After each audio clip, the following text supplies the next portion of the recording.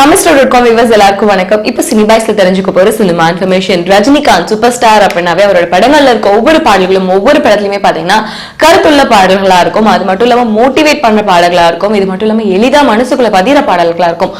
அதே போல ரஜினி அவர்களுக்கு பாடல் எழுதின வைரமுத்து அவர்கள் விஜய்க்கும் அதே மாதிரி ஓப்பனிங் சாங்ஸ் எல்லாம் கொடுத்துட்டு இருக்காரா. யங்ஸ்டர்ஸ் அண்ட் ரசிகர்களோட மனதுல ஈஸியா புரியுற மாதிரி வார்த்தைகளை போட்டு அழகான கருத்துள்ள பாடல புலி திரைப்படத்துல கொடுத்திருக்காராம். இவரோட பையன்கள் மதன் கார்கி ஆகட்டும், கபிலன் வைரமுத்து அவர்கள் ஆகட்டும் படங்கள் தொடர்ந்து பாடல்கள் எழுதிட்டு இருக்காங்க. அதுல மதன் கார்கி ஏகப்பட்ட பாடல்கள் ஹிட் கொடுத்திருக்காரு. அண்ட் அது மட்டும் இல்லாம பாகுபலி போன்ற திரைப்படங்களுக்கு எல்லாம் பாத்தீங்கன்னா வசனங்களும் அவர் எழுதிட்டு இருக்காரு. இந்த வருஷத்துல வைரமுத்து அவர்களோட பாடல் எழுதுறதும் பாத்தீங்கன்னா அப்படியே குறைஞ்சு போகலாம் இல்ல, இப்போ அவர் டாப் லெவலா தான் இருந்திருக்காரு.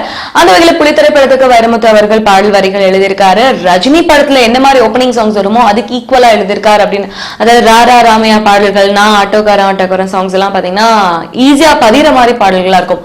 அந்த மாதிரி ஒரு அழகான பாடல விஜய் அவரோட புலி திரைப்படத்துக்கு கொடுத்திருக்காராம். அண்ட் இது மட்டும் இல்லாம பாயம்புலி விஷாலோட திரைப்படத்துக்கும் வைரமுத்து அவர்கள் தான் பாடல் வரிகள் எழுதியிருக்காரு.